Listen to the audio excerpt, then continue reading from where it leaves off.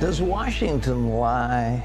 I just ask you, as we start this program, you remember a couple of years ago there was a report from the Defense Department that said we're absolutely certain that the Iranians can't assemble the necessary ingredients to make a nuclear bomb in short of 2 or 3 years. You remember that? And I thought it was crazy. It was way too overstated. But nevertheless, it got picked up in the media. This is an authoritative report saying, don't worry about the Iranian threat because it'll take 2 or 3 years for them to assemble a bomb. Well, you also remember when President Obama said, quote, if you like your doctor, you can keep your doctor. You remember that? You remember it? He said it. Well, the president wasn't telling the truth about that. And now it comes out he's been changing his story about Iran's nuclear program as well, so he could get his deal with the Ayatollahs through Congress. Plus, Iran is helping Hamas again so the terrorist group can rebuild its underground tunnels to attack Israel. Caitlin Burke brings us the story. It's not new information to the Obama administration, but for much of the rest of Washington, the new estimate on Iran's nuclear breakout time comes as a surprise, and a well-timed one, according to Bloomberg News. The White House declassifying the estimate that Iran was only 2 to 3 months away from developing a nuclear bomb, just in time to make the case for the Iran deal to Congress and the public. When Energy Secretary Ernest Moniz was asked how long the administration had held this estimate, his response, quite some time. Back when President Obama began his second term, he stressed to the American people that Iran was more than a year away from a nuclear bomb, never mentioning that his intelligence community believed that number to be much less, and still pushing for diplomacy with Iran rather than the tough new sanctions proposed by Congress. Critics of the administration's original estimate say they were snubbed by the Obama administration. Bloomberg News quoting David Albright, a former weapons inspector. He said, quote, they've made it very hard for those of us saying, let's just focus on weapons-grade uranium. There's this shorter period of time and not a year.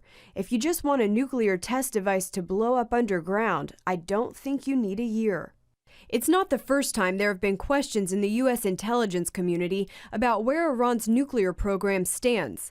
Back in 2010, the Pentagon estimated it would take Iran a year to enrich enough uranium to build one nuclear bomb, but 3 to 5 years to get that bomb ready. The latest questions about the president's statements are just another potential problem with Congress for the president's proposed nuclear deal with Iran. Some members of Congress already with serious concerns about those talks. I don't think they'll be successful. They're leaving in place massive amounts of infrastructure. Iran doesn't need nuclear power, peaceful nuclear power. They're an oil-rich country. The only reason why they want enrichment and reprocessing capability is they want to one day be able to be nuclear threshold or nuclear possessed. Meanwhile, according to the Wall Street Journal, Iran and Hamas are back on good terms. Iran's Revolutionary Guard said to have transferred tens of millions of dollars over the last few months to the Islamist group that controls Gaza. This creates a major threat for Israel. According to intelligence reports, those funds are primarily being used to help Hamas rebuild terrorist tunnels. Israel destroyed those tunnels in response to Hamas rocket attacks last summer. Caitlin Burke, CBN News. Doesn't this shock you, ladies and gentlemen? Aren't you surprised that Washington doesn't tell the truth? I tell you, we'd be better off if you shut the whole thing down for a while. If they, we shut down the government, it might be a good thing. At least we'd get our news from someplace else. Maybe everybody could tune into Fox and get it fair and balanced. But this is crazy. They come up with estimates and they change the estimates, and it's all gamesmanship. But the latest one indicates the president knew for some time, a couple of months, and those babies have a nuclear device that could be capable of blowing up a city. And on top of that, in these negotiations, remember this, they have delivery mechanisms that are not even part of the deal.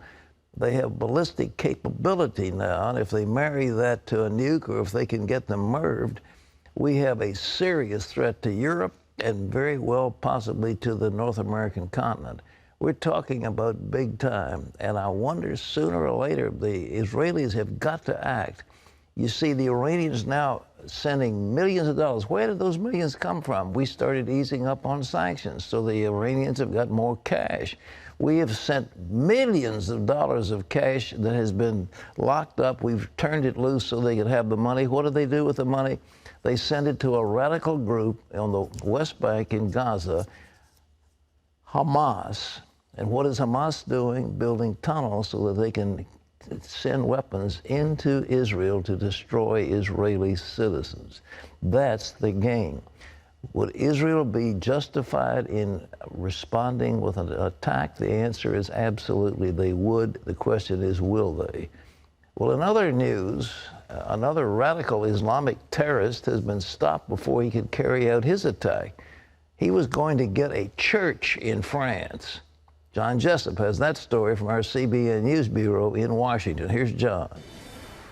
Thanks, Pat. Top security officials in France say they've arrested an Islamic terrorist in Paris who was planning an attack on at least one church. The country's interior minister says the suspect, whose name has not yet been released, is a 24-year-old Algerian student studying computer science. He was arrested Sunday after he apparently shot himself by accident and called for an ambulance.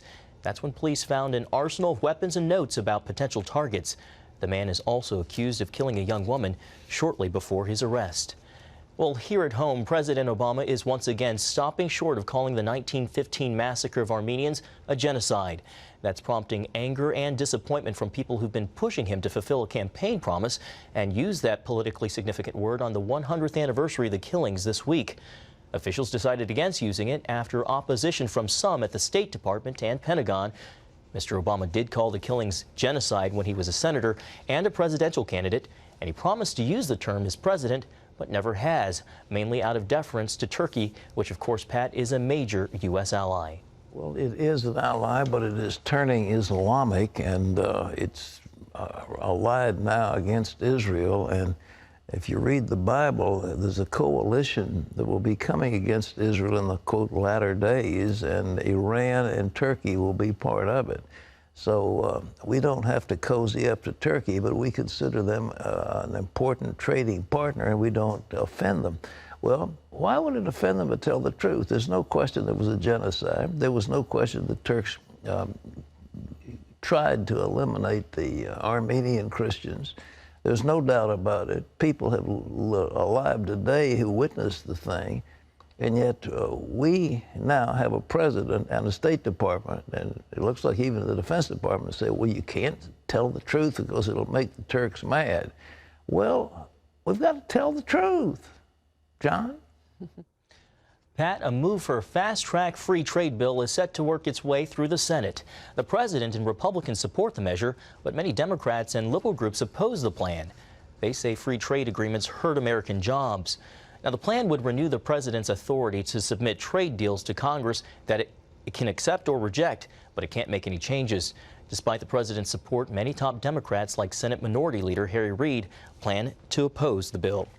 Well, for generations, parents have made beverages for their kids using powdered mixes like lemonade and Kool-Aid. But there's a new powdered drink that parents need to be aware of. It's powdered alcohol. The creator of the new form of drink wants to get it on store shelves across the country before it can be banned. But as Lori Johnson explains, critics are worried about the potential for abuse. Americans will soon have the option of consuming alcohol in a new way, powdered alcohol or palcohol. You just add water to create an instant cocktail. Sounds kind of gross, kind of makes me think of Alka-Seltzer. Would you ever drink this? Powdered alcohol? I would not. It's a pouch containing the equivalent of a shot and a half of freeze-dried alcohol and flavorings. Public health officials worry palcohol makes it easier for minors to get away with drinking. This is going to be a lot more easier to transport. No longer do you need to try to hide a bottle. Now you just need to hide a pouch. And people may use it to invent new ways to abuse alcohol, creating a spike in emergency room visits. Whether it's people trying to inject it or people trying to snort it or mix it with other products. But the makers of palcohol balk at such claims in a video on their website. There's absolutely no reason, even for an irresponsible person, to snort powdered alcohol, when they can just do a shot in 2 seconds and accomplish the same thing. Some college students say it's a particular danger to kids who already drink too much. Lori Johnson, CBN News. And Pat, there's already an effort in several states to ban it before it actually hits store shelves. What will they think of next? Any way to get high, whatever it's going to be. You snort it, you shoot it, you drink it, and now you mix it in water. This is dangerous. I really think this is dangerous. Oh yeah, because like they said, little kids can get a hold of this. That'd be terrible. They might think it's something innocent and mix it up. And here's lemonade and Kool-Aid. All right.